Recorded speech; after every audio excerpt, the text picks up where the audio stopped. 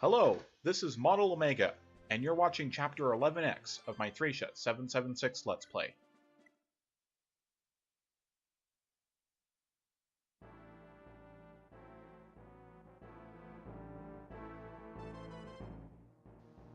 Bishop Olthoff, the enemy is apparently the survivors of Leinster, and their leader is Prince Leif, who escaped from Manster. I must report this matter to the Imperial General Headquarters, so I want you to stay here and buy time. But General Kempf, the enemy has already broken in. I don't see how we can last much longer. We have no choice but to use our last resort then. Murder Hollis. Murder Hollis. So you were ordering us to our deaths? All you have to do is kill the enemy before they kill you. Of course, you'll have to be prepared for the worst. As you wish, I have no choice if it is an order. Don't forget to kill off the prisoners as well. They'll be a nuisance if they escape. Yes. Good. I promise that your deaths will not be in vain. Aw, jeez, just what a bastard! Holy cow! You're an Imperial soldier. You monster! Have you come to kill us? No, I was captured. What are you doing in a place like this? Our village was attacked, and the soldiers brought us here. What's going to happen to us? What's going to happen to us? We're going to be sacrificed to the Dark God, that's what. We'll all be sent to Barhara and executed. My sister was taken away and never returned. No, I want to go home. I want to see Mom and Dad. This is the child hunting? I heard rumors, but I never thought they were actually doing it. This is terrible. Is this what my country has been doing? Please help us. Bring us home. Yes, don't worry. I won't let them touch you. I'll protect you. Oh, sorry about that. My video editing got cut off a bit too early, but that was the end of the conversation, so don't worry, you're not missing much. Now, on to this actual chapter itself. Like all Gaiden chapters, this is Fog of War, and the next two chapters are also Fog of War. So, this is kind of a pain to get through, because Fog of War in this game, it's sometimes kind of a bit of a slog, because the mechanics, as I've stated, aren't quite the same as the others. You'll begin in this kind of long area that kind of deceives you into thinking you can go to the right, but this pathway on the left is the only way you're able to proceed. It's a long, straight hallway that is filled with archers and mages on both sides that will pepper you. A couple of them have poison bows, most of the mages have L-fire. It's not pretty. I brought both Robert and Selfina because their bows are kind of the best ranged weapons I have at the moment, which makes them very invaluable for taking these guys out. They prove their worth quite a lot here. Watch Robbie go. I've always had a thing for archers and bowmen in Fire Emblem games. I know they've almost never been good except in Fire Emblem 10. And I mean good, I mean consistently good. Not just usable or takes effort. Every archer in this game takes a bit of effort. Hell, Robert is probably the best, and he has a PCC of 3. And that's actually the highest for any bow-using unit in the game. Like, really. Every other archer either has a PCC of 0, 1, or 2. And only one of them has a 2, and that's Tanya.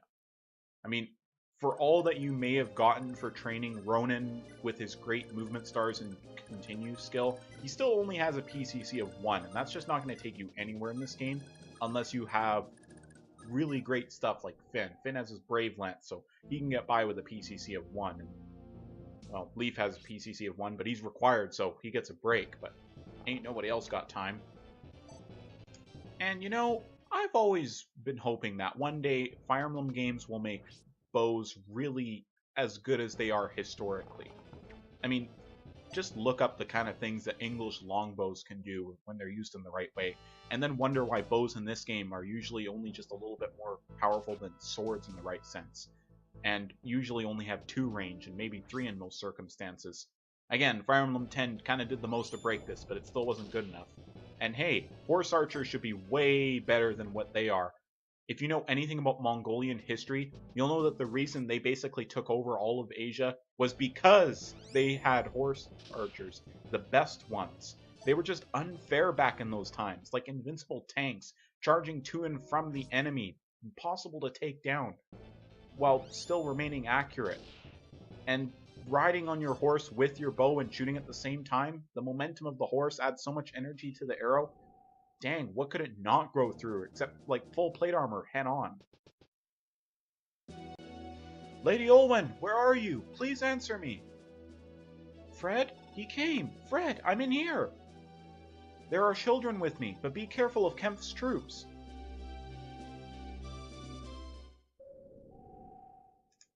Righto, so on this turn, Fred will appear from the very top left, and you're going to want to have him go to the right and unlock the area where Olwen is, so they can get out and rescue the children. Except, you don't want to do that right away, because the second you let the children out, they're going to walk out of the cell and instantly be killed by the boss's long-range magic. We'll go straight for them, and you want to keep all the children alive, because you get rewards in the next chapter for visiting houses if they survived, very much like Chapter 6 in this case. So make sure they all survive, because the stuff you get from them is stuff that you want. As for Fred himself, he's pretty mediocre when you get down to it. He's not bad, his stats are kind of low for being a level 1 promoted unit, but his growths are overall pretty good. I think they might actually be a little bit better in some regards than Carrions. They're both paladins, by the way. He has a very high strength growth and pretty good stuff overall, around the 30s and 40s for everything else. And he starts with an A rank in swords, so he'll at least be useful. He does have a support with Olwen as well, which is quite useful if you plan to use Olwen. See, this is what I was talking about. I mean, this guy can instantly take out everyone up there if he so chooses.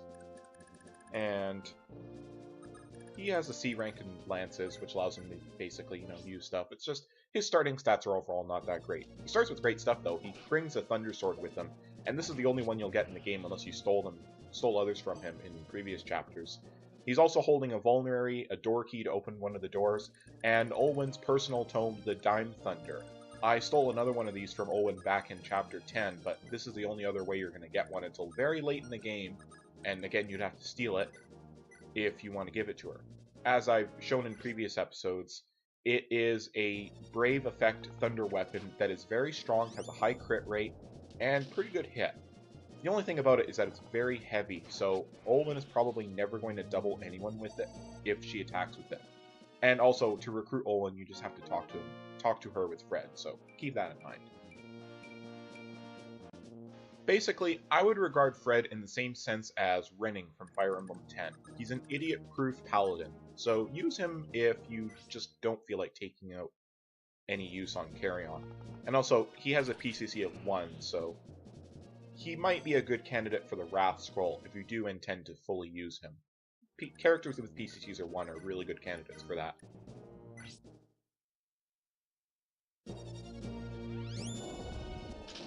Ironically, in this game, mages are the best mage killers, particularly if they have high magic, because that just means they have a better resistance. And most enemy mages in this game have pretty bad magic for some reason. It's only when you get to bosses or later chapters that they start to have anything above 10 for the most part.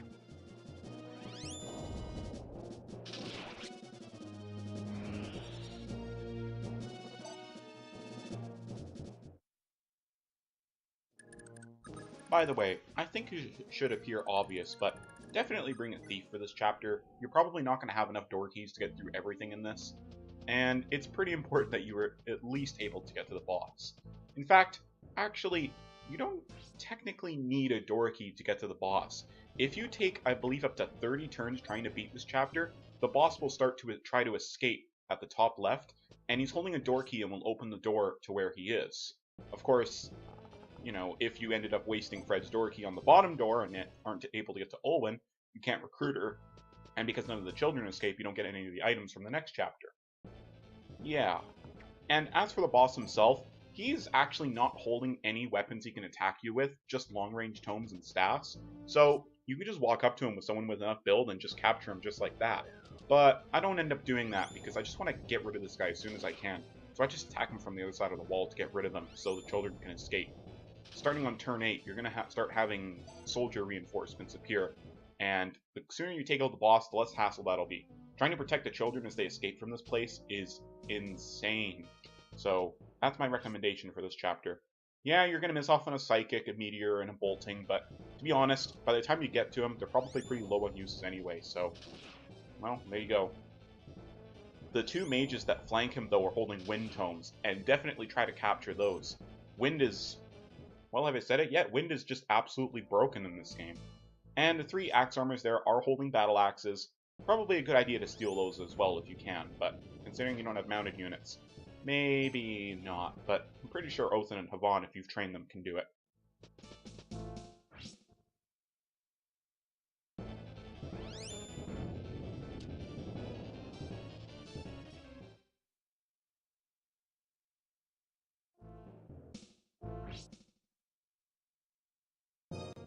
There's a funny thing about the boss of this chapter.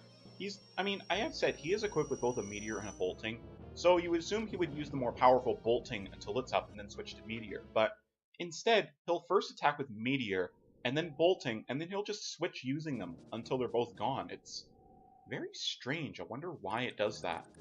And also, a very helpful tip that I forgot to mention earlier, when Fred starts to appear, definitely light up a torch so he can attack the soldiers on the first turn. The quicker you get rid of these guys, the better. And unless you know you're going to kill them, attack them at close range because he will definitely kill them in 2 hits. Attacking them at range, you'll take 2 turns unless he scores a crit, so keep that in mind.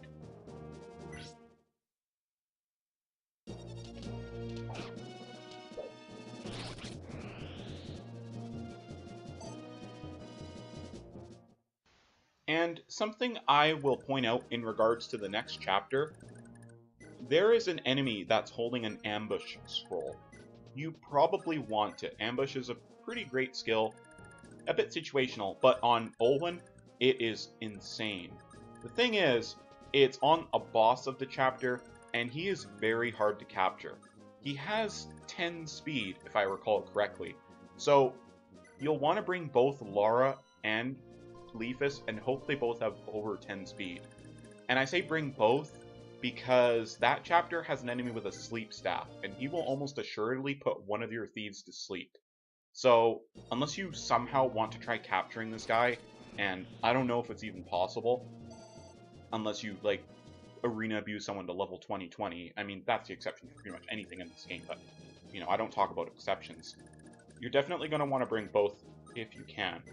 You don't have any way to counteract the sleep spell at this point, unless all of your characters have higher magic than the user, because sleep has near perfect accuracy, all you need is 1 point higher magic, and it can hit you from anywhere on the map. It's kind of stupid that they put sleep staff this early in the game and they don't give you a restore staff to counter it, but, well, what are you going to do about it, I guess? I don't even know if you can really take the guy out on the first turn unless you use Warp. Come to think of it, I probably should have done that, but, yeah, whatever. But yeah, there's that. You're probably, unless you have 2 thieves with over 10 speed or someone who can actually capture this guy, you may end up missing out on the ambush scroll, and that would not be super great. Of course, if you're planning to go for an alternate unit that you can only get if you don't have Olwen, you probably don't need the ambush scroll. But if you're going to get it, there are other units that can make good use of it, but I'll point that out once I get to that. But for the most part, anyone with Solar Sword or has a Brave Weapon is a pretty good candidate for the ambush scroll. Basically, someone who would benefit from attacking first from some skill or that they're able to easily kill enemies. That sort of thing. And don't put it on anyone with Wrath, because, as I've said before, that just nullifies every effect of Wrath. You'll never get the crit chance.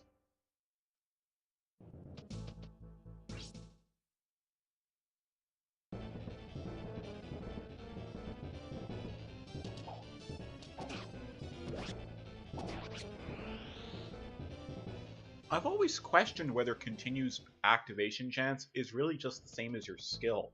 It seems to happen way more often than it should. I mean, in Genealogy of the Holy War, it was your skill plus 20%, and it doesn't seem to nearly activate as much as this. Oh, damn, watch Leaf go. Oh, if only he did that more often. The Lord crit animations are just great in this game. They look so awesome, even if they also look kind of stupid when you think about it. But, you know what? If it's cool, you can get past anything. Unfortunately, I kind of wanted those iron blades. That's why I had one of my axe guys up there, but...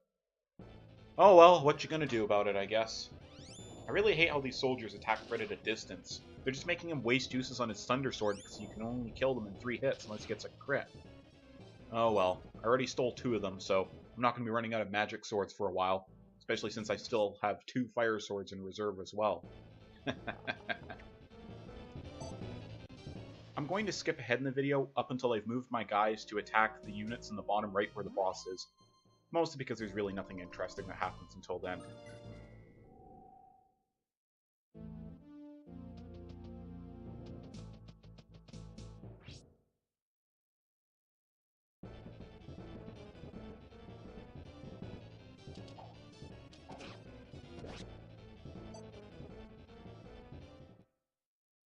You know what's something that's kind of weird about the weapon variety in this game?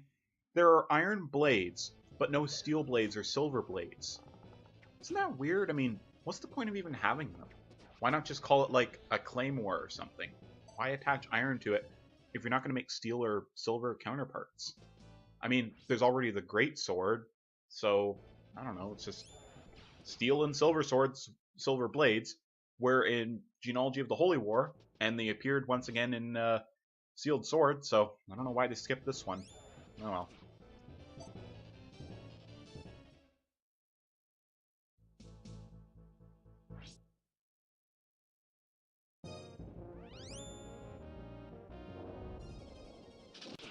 Oh boy, don't mess around with bolting, people. That stuff can really ruin your day. I mean, Laura has 20 speed and I think 20 luck, and that guy's still at a 25% chance to hit. If he'd attacked someone else, he could have done some serious damage or even gotten a crit. Ugh.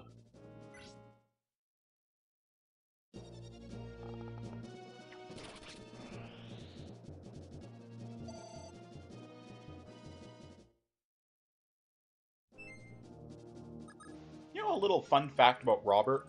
Of the 4 knights that join you in Chapter 9, Selphina, Cain, Alva, and himself, Robert is the only one with any movement stars. I mean, it's just one, but he has them. He's also one of 2 bow users in the game that have movement stars. The other one is Ronan, who has 3. But Ronan can't use them because he sucks, so... Robbie, yeah, he's your best bet for a bow user in this game, no question. It's not like he's hard to train. There's an arena in the chapter you get him. There's really no excuse. It's probably worth it to have at least 1 bow user. You don't want to let all those great bows go to waste. Selphina's crit bow, the 2 killer bows you get in the chapter after, or chapter 11, and then the brave bow, which you basically get for free. Why would you let that all go to waste? It's not that hard to use them. Oh man, those iron longswords hurt a lot. Oh well, good thing I gave Shiva that HP ring. And by the way, Shiva is a great choice for the ambush scroll. He's got Sun Sword, and he can easily use the Brave Sword to take out enemies or heal himself. So, if you're training for an ambush user besides Olwen, he's probably your second best bet, I would say.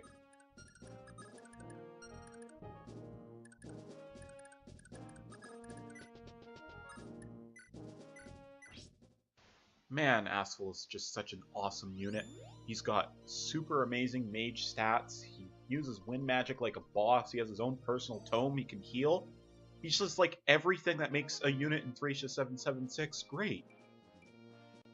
Once again, I'm going to fracture the video a bit, just until I've opened the door there. Nothing really interesting happens.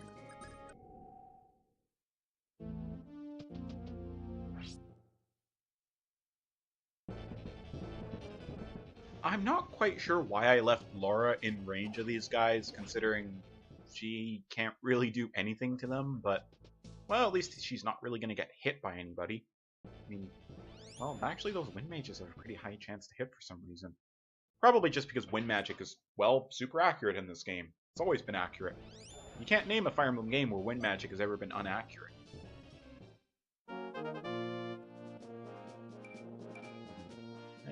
Another mediocre level up by Leaf. That's just what he is.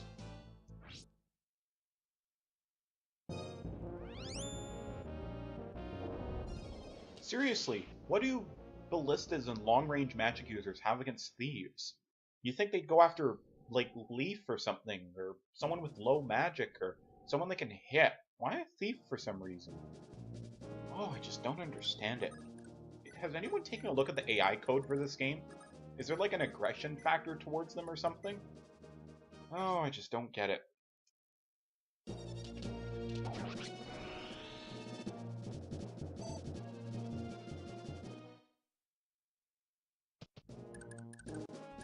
I've said in a previous video that Thracia 776 kind of hates armors because they give hammers to pretty much every axe user later in the game, but Thracia 776 also really, really loves its armors. There's one chapter where, I kid you not, every enemy is literally a mage, a priest, a ballista, or an armor. It's just armors, armors, armors, nothing but armors. And the chapter right before it, they give you a hammer and an armor slayer from a village. I mean, wow. I mean, I guess like armors are kind of like the soldiers of this game after a while. They're just everywhere. It's kind of funny actually. I mean, oh, but once we get to that chapter, it'll be fun. It's very similar to the final of Part 2 in Radiant Dawn, and you know, I kind of want to play that game again. You know, I really liked Radiant Dawn. I don't think it's as good as Path of Radiance, and I think it had the potential to be a lot better, but I think it was held back by its parts not really devoting the time that they needed to their individuals. I mean, I think that the game maybe should have had like 3 parts. It should have been Part 1 takes up like 40% of the game, Part 3 takes up 40%, and then the rest of the game is just a finale. And like maybe incorporate Part 2 into Part 3 and not just have it its own separate thing, you know?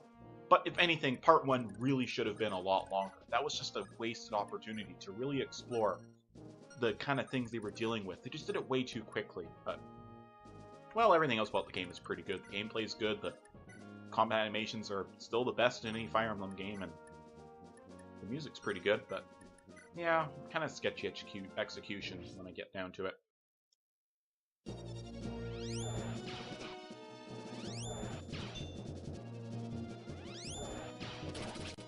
I just love that little dink sound when enemies do 0 damage to you.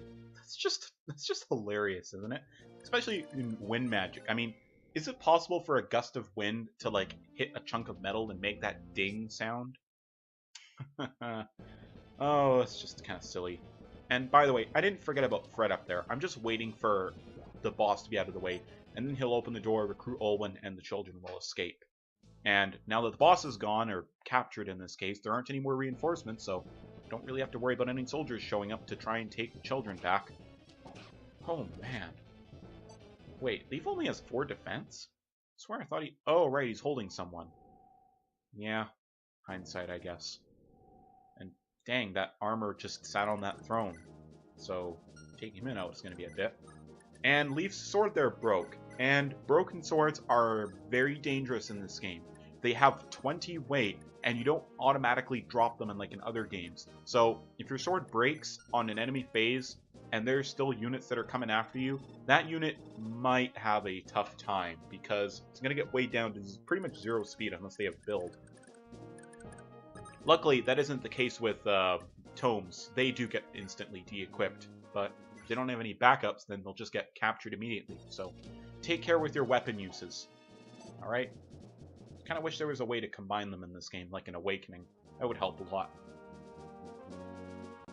And let's do another skip here.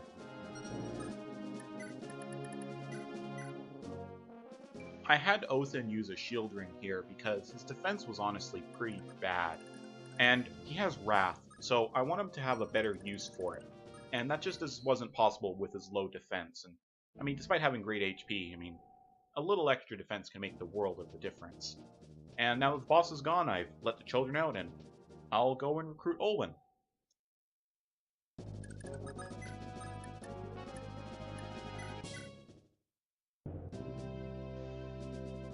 Lady Olwen. Thank you, Fred. Thank goodness you're all right. Let's escape. Is something wrong? You look pale. Fred, what have we been fighting for all this time? Lady Olwen? What have I been doing? Helping the Empire snatch innocent children away from their families? Or helping them send the children to Barhar to be sacrificed? Lady Olwen, I never had any hesitations about my job until now. I thought that I would always be doing the right thing just as long as I was following my brother. But now I don't know anymore.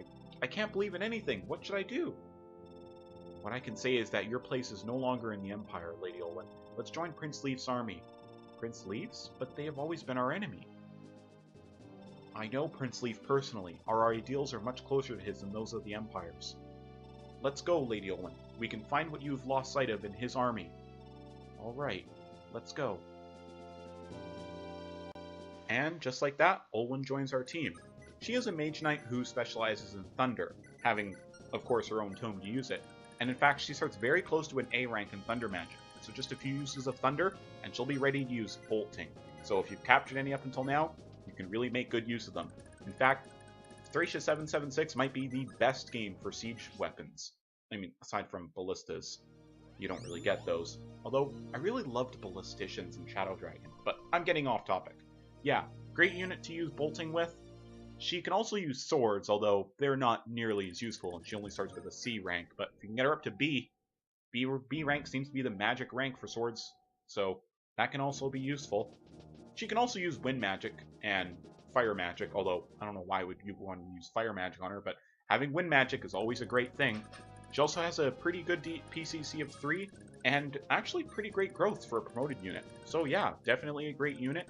There is a unit you can get later in the game that requires you to not have Olwen. I mean, she's either recruited or dead, and she can't just be captured, but I prefer to have Olwen because she's more important to the story, is kind of high potential, but the replacement unit is pretty great, and you can't really go wrong with either.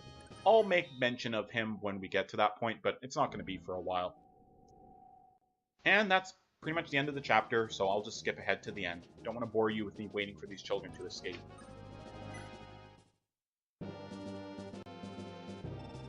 There were children held captive here too. I understand why the people of Tara are resisting. Exactly, but the Empire is desperate as well.